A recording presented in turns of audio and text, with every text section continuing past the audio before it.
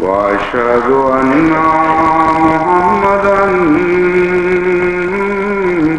عبده ورسوله أما بعد فأعوذ بالله من الشيطان الرجيم بسم الله الرحمن الرحيم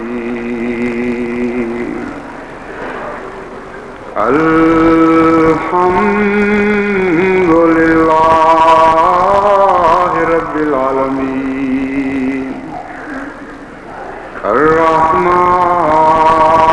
الرحمن الرحيم مالك يوم الدين إياك نعبد وإياك نستعين اهدنا الصراط المستقيم صراط الذين أنعمت عليهم غير المغضوب عليهم ولا الضالين.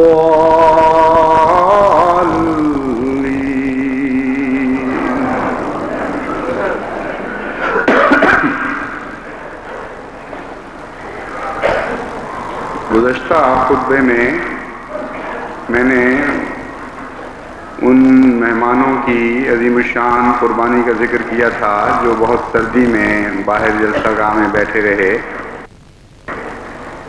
اور اس آزمائش پر حیرت انگیز صبر کے ساتھ پورے اترے.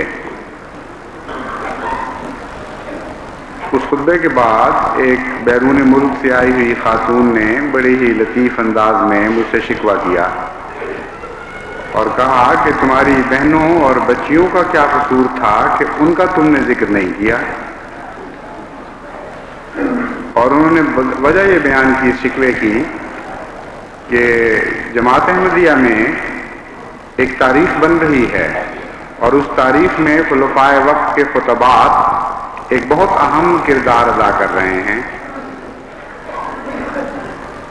چنانچہ اگر وقت کی قربانیوں کا ذکر محفوظ ہو جائے تو آئندہ نسلوں کو دعا کی تحریک ہوتی ہے. تو انہوں نے مختصراً یہ کہا کہ دراصل احمدی بہنوں کو دعا سے محروم نہیں رکھنا چاہیے، اس لیے ان کا ذکر چاہیے تھا اور یہ شکوہ بجا ہے. واقعہ یہ ہے کہ جو حالات میرے علم میں آئے ہیں ان کی روح سے احمدی بہنوں نے مردوں سے زیادہ قربانی کا مظاہرہ کیا ہے، کم کا نہیں.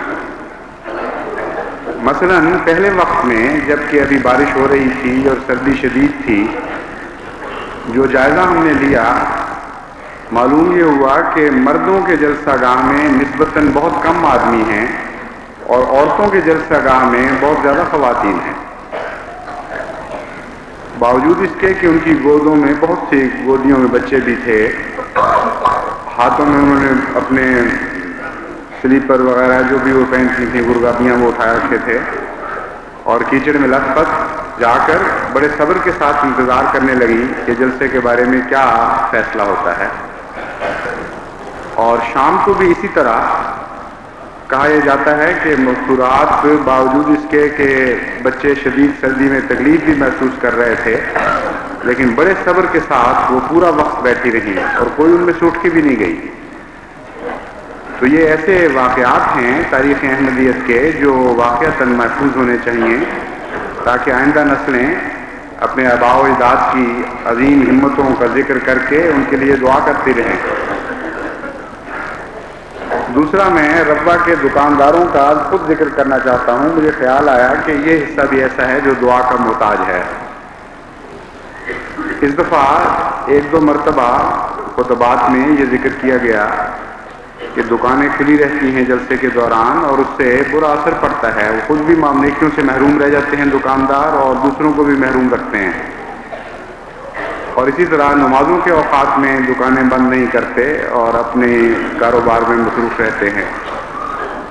اس جلسے پر جو جائزہ لیا گیا ہے اس سے معلوم ہوا ہے کہ اللہ تعالیٰ کے فضل سے ایک بھاری اکثریت، غیر معمولی طور پر نمایاں اکثریت نے ان نصائح پر عمل کیا۔ جلسے کے دوران دکانیں بند رکھیں اور نمازوں کے اوقات میں بھی اللہ تعالیٰ کے فضل کے ساتھ وہ دکانوں کا کاروبار چھوڑ کے مساجد میں حاضر ہوتے رہے۔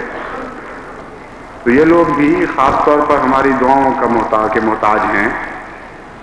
امر واقعہ یہ ہے کہ خلافت کی برکات میں سے ایک یہ بھی ہے کہ بعض دفعہ بظاہر نصیحت اثر نہیں کر رہی ہوتی، لیکن جب خلیفہ وقت کی زبان سے وہی نصیحت نکلتی ہے تو اس میں اللہ تعالیٰ غیر معمولی اثر پیدا فرما دیتا ہے۔ یہی وہ دکاندار ہیں جن کو سال ہر سال سے میں سمجھانے کی کوشش کرتا رہا، ان کے اجلاسات بلائے، کیونکہ افسر صاحب جلسہ نے بحیثیت نائب افسر یہ میری ذمہ داری لگا رکھی تھی کہ تربیت کے امور کی عمومی نگرانی کروں، اور کوئی اثر نہیں پڑتا تھا، بہت زور مارتا رہا میں، لیکن وہی جس طرح کہتے ہیں کہ پنچوں کا کہنا سر آنکھوں پر، لیکن پرنالہ نہیں رہے گا۔ تو سر آنکھوں پر بات کو کر کے جب یہ واپس جاتے تھے تو اسی طرح دکانیں کھول دیتے تھے، اللہ ماشاء اللہ۔ وہی میں ہوں، بحیثیت ذات کے تو وہی ہوں، لیکن چونکہ یہ آواز خلافت کی طرف سے بلند ہوئی اس لیے اللہ تعالیٰ نے اس میں غیر معمولی اثر رکھ دیا۔ لیکن ضمناً ایک بات کی طرف میں توجہ دلانا چاہتا ہوں، وہ یہ ہے کہ یہ تو اللہ تعالیٰ کا بڑا احسان ہے کہ خلافت کی آواز میں اس نے اثر رکھا ہے اور جماعت میں غیر معمولی اطاعت کی روح رکھی ہے، لیکن اصل جو مومنوں کی جماعت ہے، جو حضرت محمد مصطفیٰ صلی اللہ علیہ وآلہ وسلم دیکھنا چاہتے ہیں، اس جماعت میں نصیحت اہمیت رکھتی ہے، نصیحت کرنے والے کی کوئی اہمیت نہیں۔ یعنی امر واقعہ یہ ہے کہ جہاں تک نصیحت سننے والے کا تعلق ہے اس کو یہ نصیحت فرمائی گئی کہ تم یہ نہ دیکھو کہ کس نے تمہیں کیا بات کہی ہے، یہ دیکھو کہ وہ بات ہے کیا۔ اگر اچھی بات ہے تو گند سے بھی ملے گی تمہیں، کسی گندے شخص سے بھی ملے تو تمہاری چیز ہے، تمہاری دولت ہے۔ الحکمت و ضالۃ المومن، اس کو اس طرح قبول کرو گویا تمہاری اپنی چیز کھوئی گئی تھی، اٹھاؤ اس کو صاف ستھرا کرو۔ اگر اس بات میں کوئی خم ہے، کوئی کجی ہے، کوئی تان شامل ہو گیا ہے تو یہ باتوں کے گند ہوتے ہیں۔ تمہاری چیزیں بھی بعض دفعہ گر جاتی ہیں گند پر، ڈھیریوں پر، تم ان کو اٹھاتے ہو، دھوتے ہو، صاف کرتے ہو، تو ان حکمت کی باتوں کو بھی اسی طرح قبول کر لیا کرو۔ تو یہ ہے وہ اصل تصور مومنوں کی جماعت کا جو حضرت محمد مصطفیٰ صلی اللہ علیہ وآلہ وسلم نے قائم فرمایا، اور یہ سب سے اعلیٰ تصور ہے۔ یعنی اپنی ڈیفنس لائن کو کناروں تک پہنچا دو۔ اسی مضمون کو قرآن کریم نے بیان فرمایا، اور رابطو کے ایک لفظ میں، کہ اپنے سرحدوں کی حفاظت کرو۔ سیکنڈ ڈیفنس لائن یا تھرڈ ڈیفنس لائن یا سینٹرل ڈیفنس لائن پر اگر تم واپس جلدی جلدی آنا شروع ہو گئے تو تمہارے لیے کئی قسم کے خطرات درپیش ہوں گے۔ تو نصیحت کے معاملے میں رابطو کا حکم یہ ہوگا کہ ادنا آدمی نصیحت کرے یا اعلیٰ نصیحت کرے، تمہارے دل میں اس کی عزت ہے یا اس کے لیے تحقیر پائی جاتی ہے، خواہ تمہارے دل میں اس کے لیے نفرت ہے، خواہ محبت پائی جاتی ہے، حضرت صلی اللہ علیہ وآلہ وسلم کی طرف اگر منسوب ہوتے ہو تو نصیحت کی بات کو دیکھو، یہ نہ دیکھو کہ کون کہہ رہا ہے۔ جب یہ جذبہ پیدا ہو جاتا ہے تو پھر نصیحت میں جو نوافل ہیں ان پر عمل کرنے کی بھی توفیق ملتی ہے۔ کچھ نصیحت میں فرائض ہیں جن کا عدل کے ساتھ تعلق ہے، کچھ نصیحت میں نوافل ہیں۔ تو جن لوگوں کو نصیحت کے عدل کے قیام کی توفیق ملتی ہے، اللہ تعالیٰ ان کو نوافل کی اس رنگ میں توفیق عطا فرماتا ہے کہ جب ایسے لوگوں کی طرف سے بات ملے جن کے لیے دل میں زیادہ محبت اور زیادہ احترام پایا جاتا ہے، تو وہ یہ نہیں دیکھا کرتے کہ یہ بات کہنے کا حق بھی ہے کہ نہیں، یہ ہم پر فرض بھی ہے کہ نہیں، منہ سے بات نکلتی ہے اور اسے پورا کر دیتے ہیں۔ مثلاً حضرت صلی اللہ علیہ وآلہ وسلم ایک دفعہ خطبہ ارشاد فرما رہے تھے تو باہر سے کچھ آنے والے ابھی جس طرح بعض دیر میں آتے ہیں ابھی بھی آ رہے ہیں، لوگ ابھی پہنچ رہے تھے، تو کچھ لوگ مسجد نبوی میں پیچھے کھڑے تھے. حضور صلی اللہ علیہ وآلہ وسلم نے ارشاد فرمایا کہ بیٹھ جائیں. باہر سے ایک شخص کے کان میں آتے ہوئے یہ آواز کان میں پڑی تو وہ بیٹھ گیا اور پرندوں کی طرح خدک خدک کے مسجد کی طرف چلنے لگا.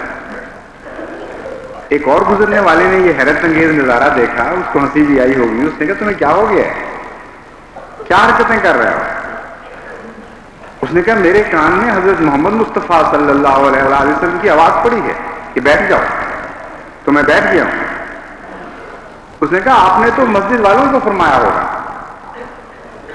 یہ تو نہیں کہا کہ جو رستوں میں چل رہے ہیں وہ بھی بیٹھ جائیں. اس نے کہا میں نے یہ نہیں سنا کہ کس کو کہا تھا، اس لیے میرے کام نے تو بیٹھ جاؤ کی آواز سنی اور میں بیٹھ گیا. یہ پھر اعلیٰ مقام جو ہیں اطاعت کے، ان کی توفیق ملتی ہے اگر ادنا بنیادی مقامات پر کوئی قوم قائم ہو جائے. اس لیے اس کے بہت فوائد ہیں. حضور اکرم صلی اللہ علیہ وآلہ وسلم کی چھوٹی چھوٹی نصیحتوں میں بھی قوموں کے لیے عظیم الشان ترقی کے راز ہیں. جو آپ کے غلام ہوں اگر وہ ان کی طرف توجہ نہ کریں اور ان پر غور چھوڑ دیں تو بہت بڑی نعمتوں سے محروم ہو جائیں گے. اس لیے جماعت کو چاہیے کہ نصیحت کے معاملے میں اصل نصیحت حضرت محمد مصطفیٰ صلی اللہ علیہ وآلہ وسلم کی ہے، اور اسی کو پیش نظر رکھتے ہوئے یہ نہ دیکھا کریں کہ کس نے ان کو کیا نصیحت کی ہے، یہ دیکھا کریں کہ نصیحت کیا ہے اپنی ذات میں. اور اگر اس میں کچھ کہنے والے کی گند کی ملونی بھی شامل ہو گئی ہے، مثلا بعض لوگ نصیحت میں دراصل اپنے بدلے اتار رہے ہوتے ہیں، ان کا مقصد یہ نہیں ہوتا کہ کسی کو فائدہ پہنچے، وہ اپنے دل کا دکھ نکالتے ہیں. ایسی صورت میں بھی کتنی عظیم الشان نصیحت ہے، ضالۃ المومن ہے، کہ تم یہ سمجھنا کہ تمہاری گمشدہ چیز ہے، اور گمشدہ چیز میں بھی جب گند میں لگ جاتے ہیں بعض دفعہ خرابیاں پیدا ہو جاتی ہیں، انسان اپنا حق سمجھ کر لیتا ہے اور ان خرابیوں کو دور کر دیتا ہے، اس کو اصل کی طرف لوٹا دیتا ہے. تو اتنا گہرا فلسفہ ہے اس چھوٹی سی بات میں کہ اگر آپ اس پر عمل کریں گے تو انشاءاللہ تعالی پھر آپ کو ایسی حیرت انگیز عظیم الشان اطاعت کی توفیق ملے گی کہ دنیا اس کے تصور سے بھی آ رہی ہے. دنیا کا وہم بھی وہاں نہیں پہنچ سکتا جس مقام پر جماعت احمدیہ فائز ہوگی اطاعت کے معاملے میں، کیونکہ حضور صلی اللہ علیہ وآلہ وسلم کے زمانے میں ان نصیحتوں پر عمل کرنے کے نتیجے میں ہم نے یہی نظارے دیکھے.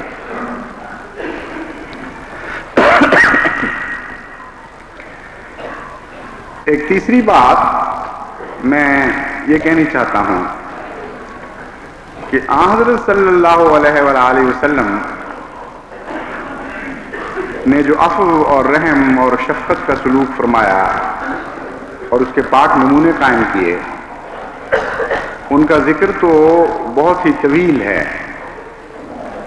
یعنی ایک مجلس تو کیا سینکڑوں مجالس میں بھی اس ذکر کا حق ادا نہیں ہو سکتا، کیونکہ حضور اکرم صلی اللہ علیہ وآلہ وسلم کی سیرت کا یہ ایک عظیم الشان پہلو ہے کہ وہ دور سے بھی حسین نظر آتی ہے اور قریب سے بھی حسین نظر آتی ہے، اور قریب جا کر حسن کے نئے نئے پہلو سامنے آنے لگتے ہیں. جس طرح باغ کو آپ بھی ایک نظر سے دیکھتے ہیں آپ کو بڑا حسین نظر آتا ہے، لیکن تتلیاں پھولوں کا جب رس چوستی ہیں تو ان کو پھول کا ایک اور حسن نظر آنا شروع ہو جاتا ہے. قریب سے دیکھیں تو تفاصیل نظر آتی ہیں حسن کی. تو کامل حسن جو ظاہر بھی ہو اور باطن بھی ہو، اس کی یہ ایک خصوصی علامت ہے کہ وہ دور سے بھی اچھا دکھائی دیتا ہے اور قریب سے بھی، اور جتنا قریب آئیں اس کا حسن زیادہ جاذب نظر ہوتا چلا جاتا ہے.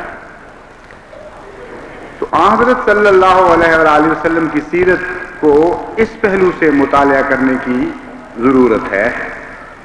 چھوٹے چھوٹے واقعات ہیں، ان پر آپ غور کریں تو ان کے اندر ہی بڑے عظیم الشان پہلو سیرت کے دکھائی دیتے ہیں. لیکن جو سب سے اہم بات ہے وہ یہ کہ سیرت کے مضمون کو جب ہم سنتے ہیں تو اس طرح نہیں سنتے یا اس طرح نہیں سننا چاہیے جس طرح ایک کھلاڑی کی کھیل کا باہر بیٹھے مظاہرہ کر رہے ہوں. بہت اچھی کھیل ہو رہی ہے کرکٹ کی، آپ باہر بیٹھے دیکھ رہے ہیں اور بڑا لطف اٹھا رہے ہیں، اور کھیل کے بعد گھر کو رخصت ہوئے آپ کو بلہ بھی پکڑنا نہیں آتا. کوئی آپ کو یہ نہیں کہہ سکتا کہ تم اتنی تعریفیں کر رہے تھے اب بلہ تو پکڑ کے دکھاؤ. وہ کہے گا تم پاگل ہو گئے ہو، بلے کا مجھ سے کیا تعلق، میں تو نظارہ کر رہا تھا، مجھے حق ہے لطف اٹھانے کا، ہاں مجھے کھیل سے کوئی واقفیت نہیں. لیکن سیرت کے مضمون میں یہ نہیں کہہ سکتا انسان. سیرت کا مضمون اس سیرت کا مضمون جو اسوہ بن گئی ہو، اس میں یہ جواب قابل قبول ہی نہیں ہے، عقل کے خلاف جواب ہے. جب اسوے کو سامنے رکھ کر آپ اس کے حسن کا مطالعہ کرتے ہیں یا اس کے حسن کا ذکر کرتے ہیں تو لازماً اس کو اختیار کرنے کی پابندی آپ پر عائد ہو جاتی ہے. حسب توفیق جتنا بھی اختیار کر سکیں، لیکن لازماً اپنی اپنی حیثیت اور توفیق کے مطابق اس طرف قدم آگے بڑھانے پڑیں گے. اگر سیرت کے حسن کا لطف اٹھانے کے بعد آپ گھروں کو لوٹ آئیں اور اس طرف ایک بھی قدم آگے نہ بڑھا ہو تو یہ منافقت ہے، یہ جھوٹ ہے سراسر. ایسے لوگوں کو نہ رسول اکرم صلی اللہ علیہ وآلہ وسلم پر درود بھیجنے کا حق رہ جاتا ہے، نہ ان کے درود کے گمانے بنتے ہیں. کیونکہ جن کا عمل اپنے قول کو جھٹلا رہا ہو، جن کا فعل اپنے نظریات کی تردید کر رہا ہو، ان کے اعمال کی کوئی بھی حقیقت نہیں رہتی اور ان کے قول کی کوئی حقیقت نہیں رہتی. چنانچہ قول کا حسن بھی حسن عمل کے ساتھ وابستہ کر دیا گیا، جیسا کہ قرآن کریم فرماتا ہے وَمَنْ أَحْسَنُ قَوْلًا مِّمَّنْ دَعَا إِلَى اللَّهِ وَعَمِلَ صَالِحًا.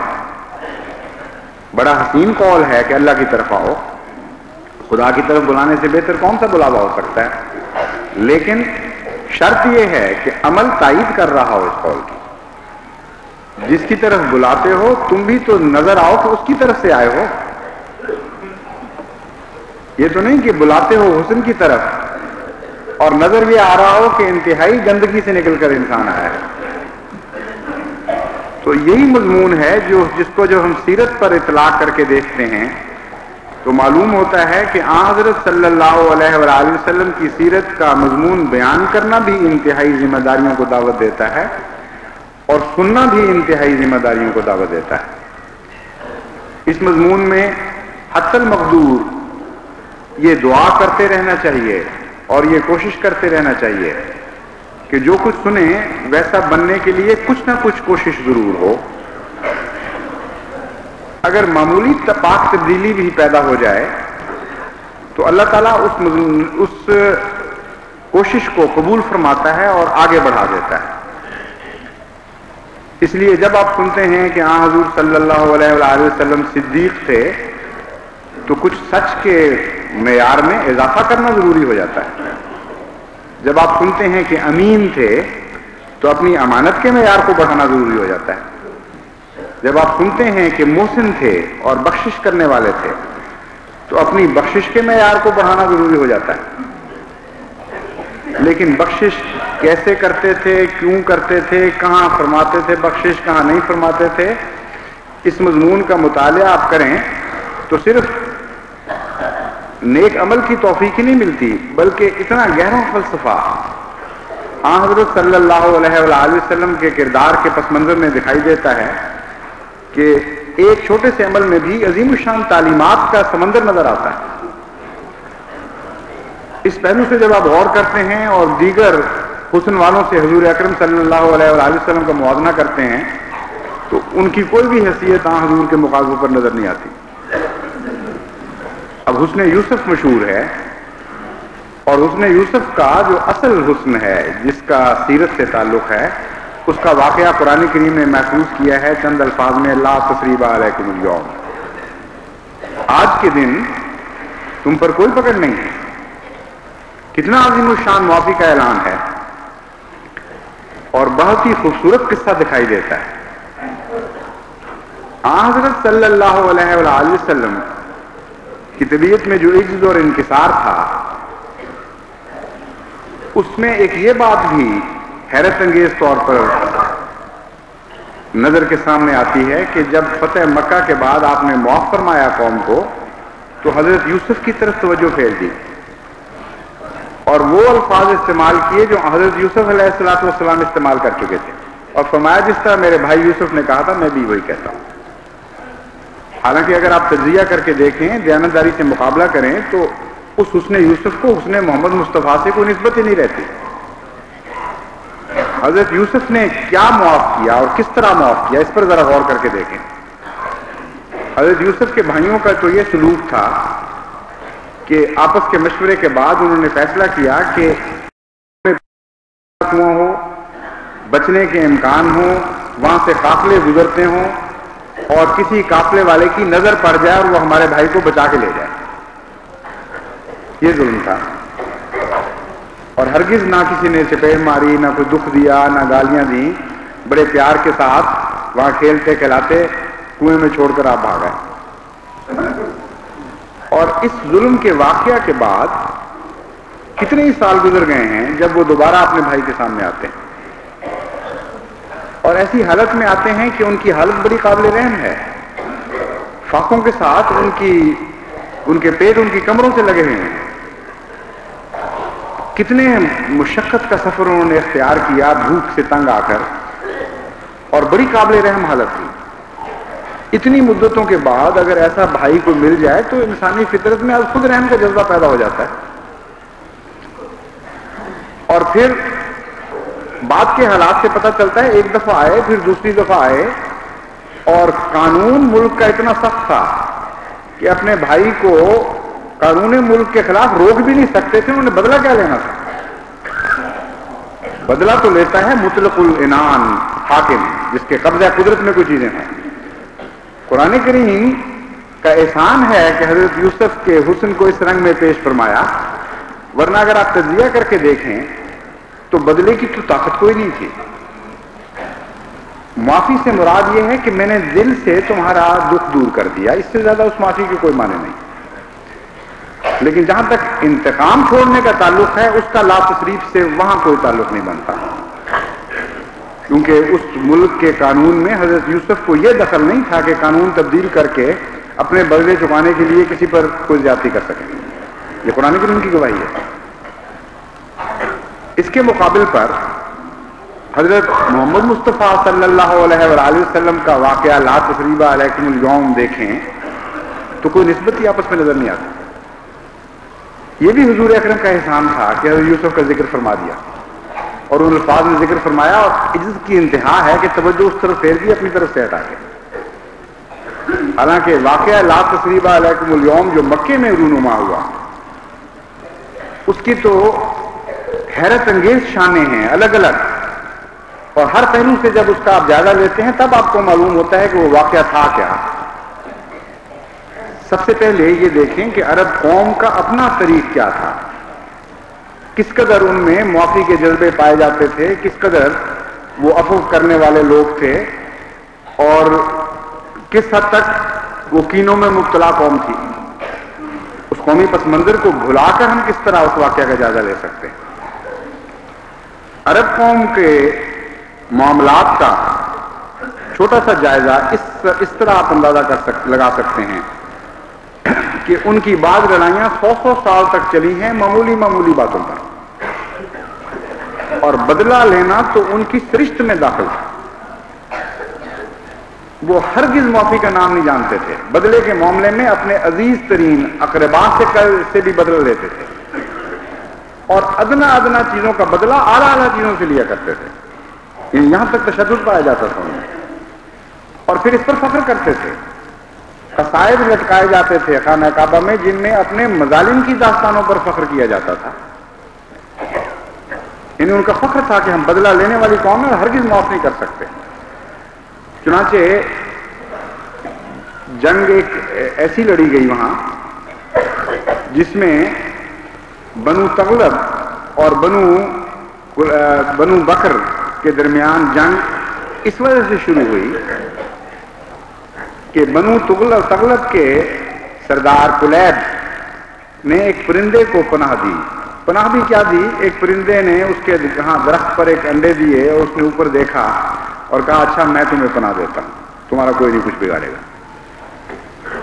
دوسرے دن اس کی بیوی کے بھائی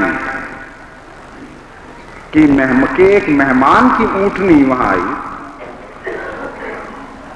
اور اس نے اوپر نظر کی تو دیکھا کہ وہاں انڈے، گھونسلہ ٹوٹا ہوا ہے اور انڈے گرے پڑے.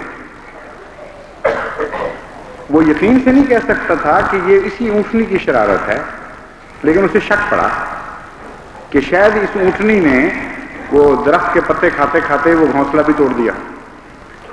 وہ اپنی بیوی کے بھائی کے پاس گیا اور اس نے کہا کہ آج میرے دل میں ایک ایسا سودا سمایا ہوا ہے کہ شاید میں کچھ کر گزروں. آج کے بعد تمہارے مہمان کی اونٹنی میری چراگاہ میں نہیں چلے گی، اور اگر یہ دیکھی گئی تو میں اس کے دودھ دان میں تیر مار کے اس کے دکھوں کے ساتھ ہلاک کروں گا. یہ تھی عرب قوم. اور اس کی بیوی کے بھائی کا جواب سنیں کہ میرے مہمان کی اونٹنی کے دودھ دان میں اگر تم نے تیر مارا تو میں خود تمہارا سینہ چھید دوں گا اور میں تمہیں خود ہلاک کروں گا. یہ واقعہ گزر گیا. اس کی بیوی حلیلہ نے بڑی کوشش کی، صلح صفائی کی، لیکن کھچاؤ پیدا ہو گیا. آخر ایک دن وہ اونٹنی، اس کے مہمان کی اونٹنی، جب وہ پانی اپنی اونٹنیوں کو پلا رہا تھا کلیب، تو اس کے گلے میں جا کر اس نے ساتھ پانی پینا شروع کر دیا. اس نے تیر مارا اور واقعتاً دودھ دان پہ تیر اس طرح مارا کہ وہ بلبلاتی ہوئی واپس دوڑی اور اپنی مالکہ کے گھر میں، جو جساس اس کے سالے کی خالہ تھی، اس کے گھر جا کے تو وہ نڈھال ہو کر گر گئی اور دم توڑ دیا. اس نے واویلا کیا کہ اے بنو بکر، تمہارے مہمان کو ذلیل کر دیا گیا، اٹھو اور بدلہ لو. اور جساس نے جا کر اپنے بہنوئی کو قتل کر دیا. چنانچہ وہ جو جنگ چھڑی ہے تغلب اور بنی بکر کے درمیان 40 سال تک جاری رہی، اور اتنا خون ہوا ہے اس میں، اتنے بیوائیں پیدا ہوئیں، اتنے یتیم پیدا ہوئے اس کی جنگ کے نتیجے میں، کہ وسیع پیمانے پر انسانیت نے دکھ اٹھائے ہیں. لیکن عرب اس بات پر قائم رہا کہ ہم معاف نہیں کر سکتے، ہم بدلہ لیتے ہیں. یہ تھے حضرت محمد مصطفیٰ صلی اللہ علیہ وآلہ وسلم کے ہم وطن لوگ، جن میں سے حضور کا نور پھوٹا ہے. اور معاف کن کو کیا ہے یہ دیکھیں پھر آپ، کیسے کیسے ظلم کی داستانیں بکھری پڑی تھی مکہ کے ساتھ وابستہ ہو کر. ان غلام، آپ کے غلاموں کو وہاں گھسیٹنے والے، مسلمان عورتوں کو شرمگاہوں میں نیزے مار کے ہلاک کر دینے والے، بچوں کو ذبح کر دینے والے، گھروں سے نکالنے والے، 3 سال تک فاقوں کے دکھ دینے والے. ایک دکھ تھا کوئی؟ بے انتہا دکھ تھے. اور حضرت صلی اللہ علیہ وآلہ وسلم کے ساتھ حضرت یوسف کے بھائیوں والا سلوک کب ہوا تھا؟ آپ کے گرد تو پہرا لگا ہوا تھا کہ اس کو زندہ بچ کے جانے ہی نہیں دینا، اور سارے قبائل نے عہد کیا تھا کہ ہم سارے اس کے قتل میں شامل ہوں گے، ہر قبیلے کا نیزہ اس کے سینے پر پڑے گا. یہ وہ لوگ تھے جن کو معاف کیا گیا تھا. اور معاف بھی اس شان سے کیا ہے کہ صرف لا تثریب علیکم کا ایک فقرہ نہیں ہے، اس کے بعد جو معافی کے سمندر کھل جاتا ہے وہ ہے، اس کی داستان بڑی طویل ہے. ایک ایک مجرم جس کے آپ قصہ سنیں کہ اس نے کیا کچھ کیا تھا اور کس طرح حضور اکرم صلی اللہ علیہ وسلم نے اسے معافی کا سلوک فرمایا ہے، تو عقل دنگ رہ جاتی. صرف یہ کہہ دینا کہ لا تثریب علیکم اليوم، یہ تو کوئی چیز ہی نہیں ہے. اس لا تثریب کے اثرات کیا ظاہر ہوئے، کہاں کہاں پڑے، کن کن لوگوں پر وہ ظاہر ہوئے، یہ ہے وہ تفصیل جو اور کے لائق ہے. ہند وہ عورت تھی، ابو سفیان کی بیوی، جس نے حضرت حمزہ کا کلیجہ نکال کر چبا لیا تھا اور خون زبان سے چاٹا تھا.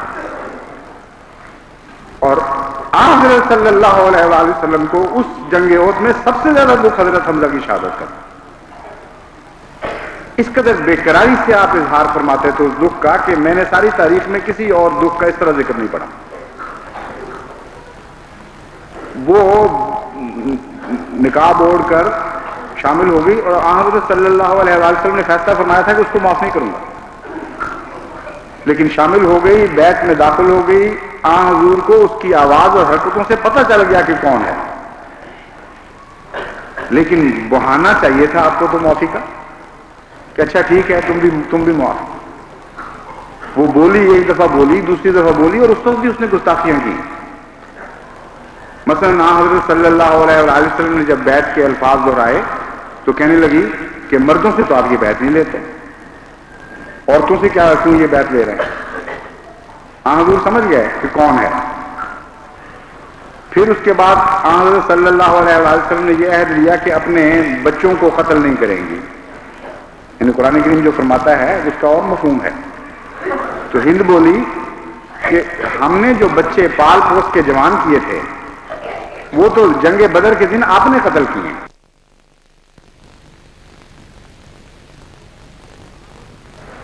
حضرت صلی اللہ علیہ وآلہ وسلم کے زخموں پر نمک پاشی ہو رہی تھی اس وقت. یعنی ایسا شخص جو اس قدر ڈھٹائی کے ساتھ آگے سے جواب کر دے رہا ہے اور گستاخیاں کر رہا ہے. حضرت صلی اللہ علیہ وسلم نے جواب میں مسکرا کے فرمایا، ہند میں جانتا ہوں تم عتبہ کی بیٹی ہو نا. اور اس پر حضرت صلی اللہ علیہ وسلم نے جب یہ فرمایا پھر کہ دیکھو چوری بھی نہ کرو، نہیں تھا. اس نے کہا کہ میں اس کو پچھلی ساری چوریاں معاف کر دیتا ہوں. یا رسول اللہ آپ بھی معاف کر دیں. کہاں خاوند کے چند پیسے وہ معاف کرنا، کہاں اس ہندا کو معاف کرنا جس نے آپ کے چچا کا جگر چبا لیا تھا. آپ نے فرمایا ٹھیک ہے میں اس کو معاف کرتا ہوں. یہ تھے محمد مصطفیٰ صلی اللہ علیہ وسلم. یہ تھا لا تثریب علیکم اليوم کا مظاہرہ جو حضور اکرم سے رونما ہوا. اکرمہ بن ابو جہل، وہ جو سب سے زیادہ خباثت اور دکھ دینے میں آگے بڑھ گیا تھا ابو جہل، اس کا بیٹا اکرمہ بھی ان لوگوں میں سے تھا جس کو حضرت صلی اللہ علیہ وآلہ وسلم نے شروع میں معاف نہ کرنے کا فیصلہ فرمایا. یہ وہی ہے جس نے جنگ احد میں غیر معمولی کردار ادا کیا تھا کفار مکہ کی طرف سے، اور خالد بن ولید کے علاوہ اس جنگ میں مسلمانوں کے خلاف پاسا پلٹنے کا اگر کوئی چہرہ کہلا سکتا ہے تو اس کے سر پر تھا.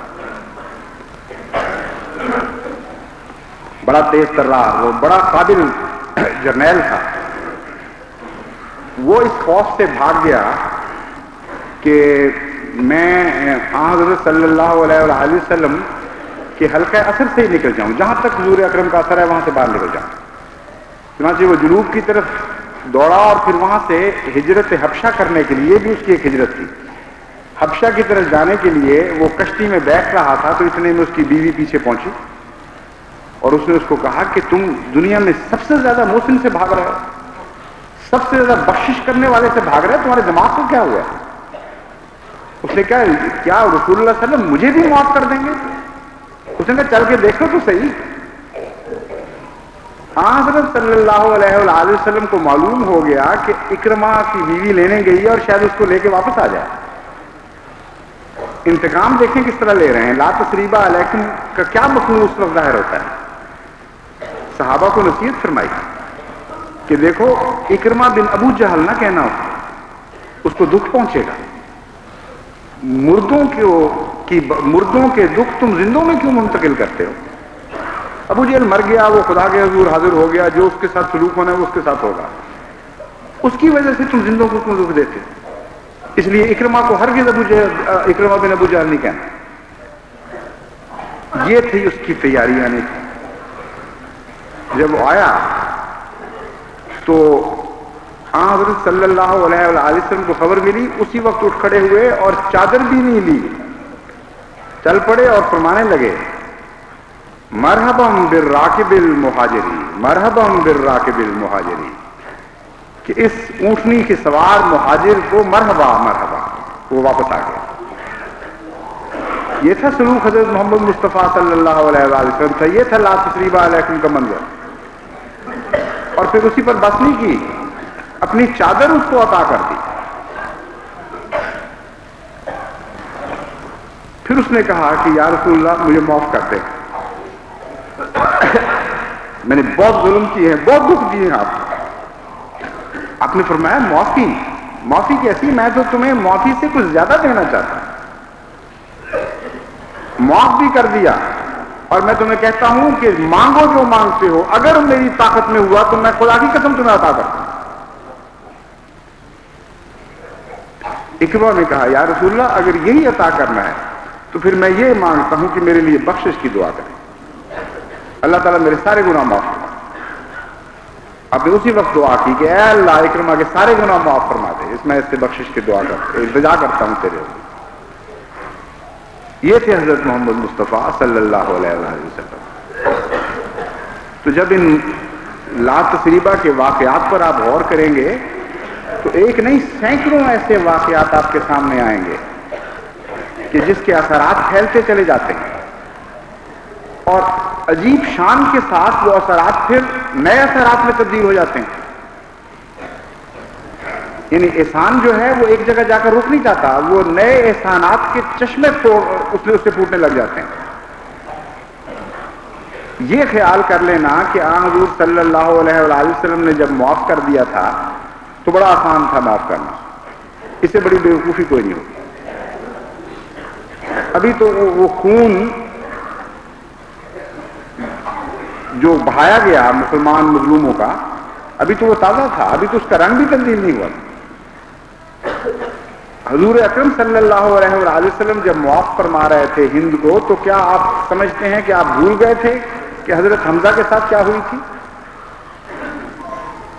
جب معاف فرما رہے تھے بلال پر ظلم کرنے والوں کو، تو آپ کو یاد نہیں رہا تھا کہ بلال کو کس طرح گلیوں میں گھسیٹا جایا کرتا تھا؟ ایک ایک چیز آپ کے ذہن میں تھی، ایک ایک دکھ تازہ تھا۔ کتنا غیر معمولی صبر آپ نے کیا ہوگا، کتنا غیر معمولی دکھ برداشت کر کے آپ نے معاف کیا ہوگا، یہ بھی ایک چیز کا منظر ہے۔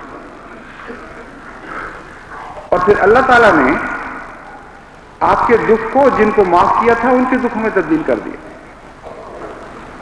معاف تو وہ ہو گئے، لیکن ہمیشہ ایک عظیم پشیمانی کی حالت میں انہوں نے زندگی بسر کی۔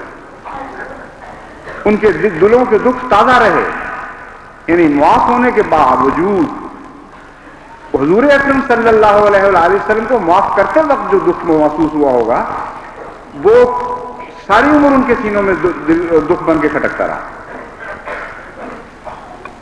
معافی کے نتیجے میں بعض دفعہ بے حیائی پیدا ہوتی ہے اور بعض دفعہ پشیمانی پیدا ہوتی ہے۔ قرآن کریم فرماتا ہے وَمَنْ عَفَا وَأَصْلَحَ فَأَجْرُهُ عَلَى اللَّهِ، کہ معاف کرو بہت اچھی چیز ہے، لیکن یہ فیصلہ کر لینا کہ معافی کے نتیجے میں پشیمانی پیدا ہوگی اور اصلاح ہوگی یا بے حیائی پیدا ہوگی۔ اگر بے حیائی پیدا ہوگی تو تمہیں معافی کی اجازت نہیں۔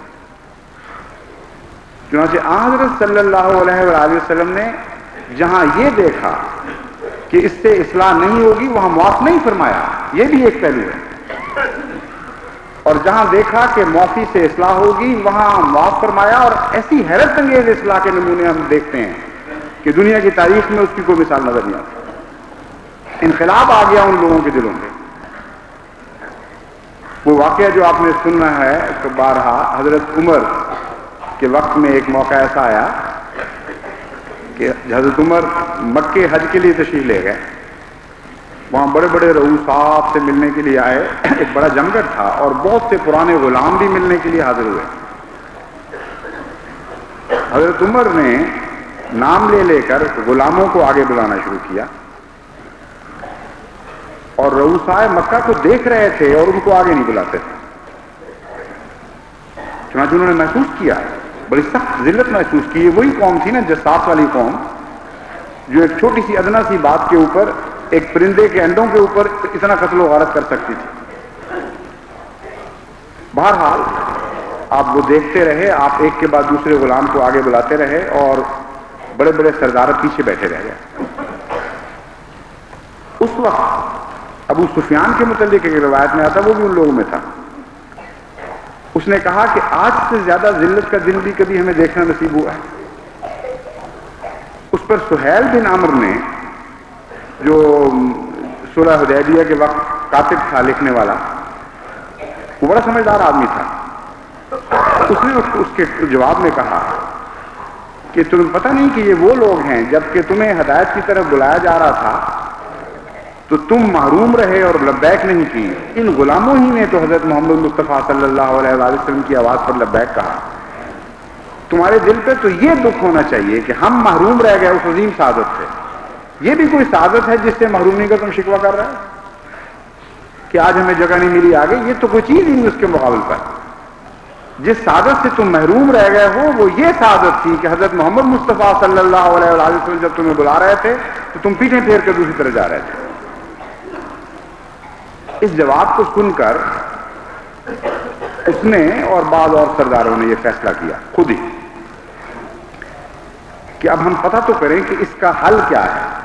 آخر عرب تھے، باغیرت قوم تھی، معلوم ہونے کے باوجود، احساس ہونے کے باوجود کہ ہم قصوروار ہیں، پھر بھی چاہتے تھے کہ ان عزتوں کو حاصل کریں جو کوئی گئی. چنانچہ انہوں نے یہ سوچ کر آپس میں باتیں کی اور حضرت عمر کے پاس چلے گئے اور کہا کہ یہ دو آدمی کو متعلق پتہ چلتا ہے، حارث بن ہشام جو ابو جہل کا سگا بھائی تھا، اور حضرت سہیل بن عمر، یہ دونوں گئے اور جا کر یہ کہا کہ یا امیر المومنین، ہمیں معلوم ہے کہ ہم سے یہ سلوک کیوں ہوا. ہم اس کا شکوہ لے کے نہیں آئے، ہم صرف یہ پوچھنا چاہتے ہیں کہ کوئی ازالے کی صورت ہے.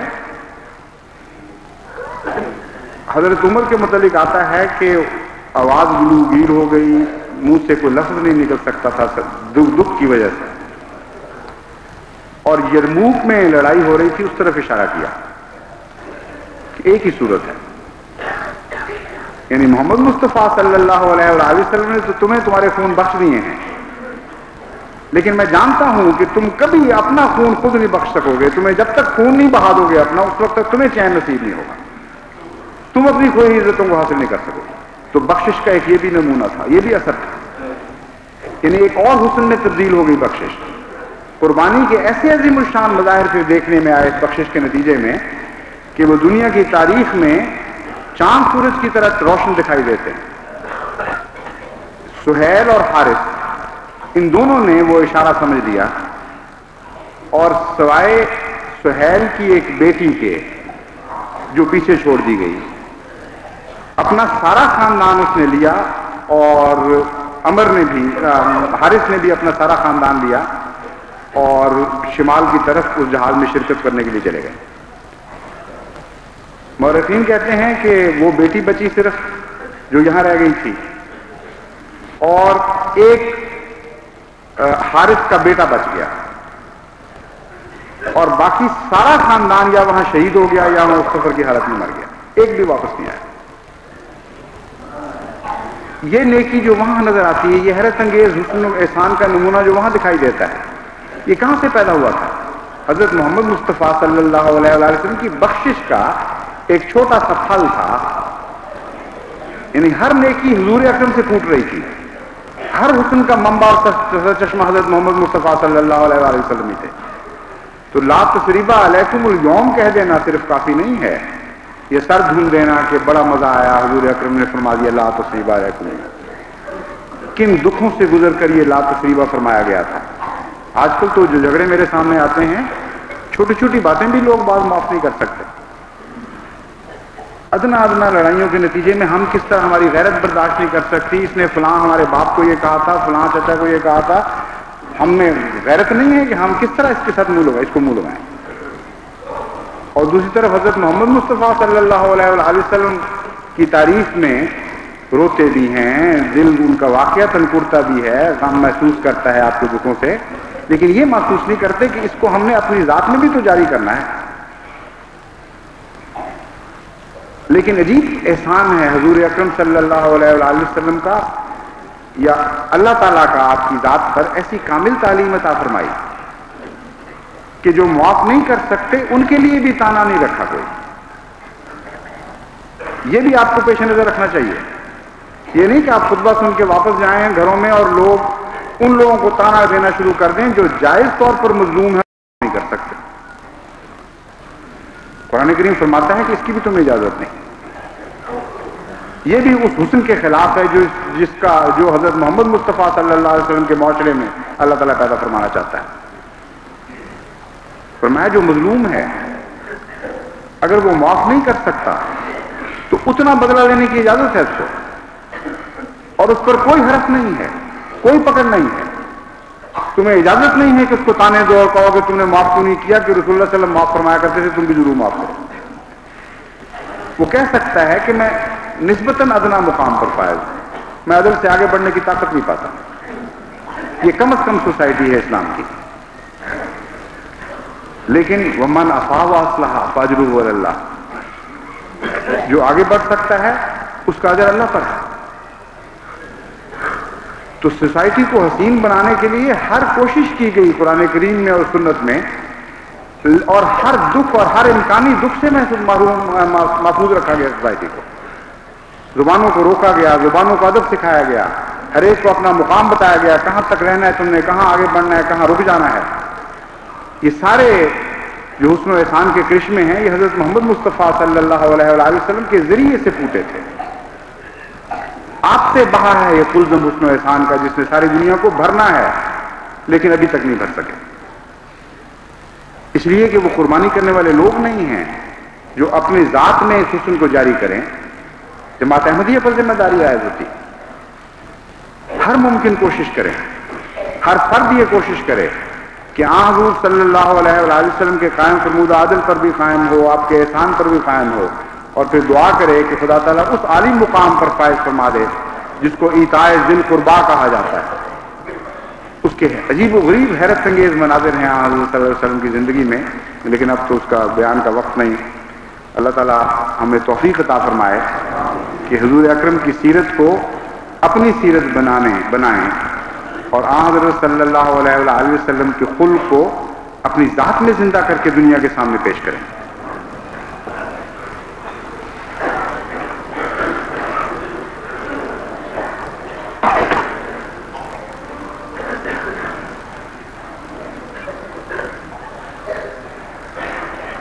الحمدللہ نحمدہ ونستعینہ ونستغفرہ ونؤمن بہ ونتوکل علیہ ونعوذ باللہ من شرور انفسنا ومن سیئات اعمالنا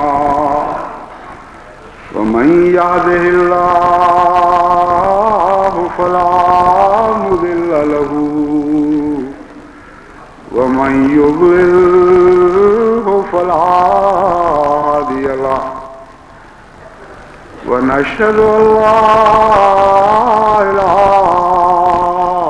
إلا الله وحده لا شريك له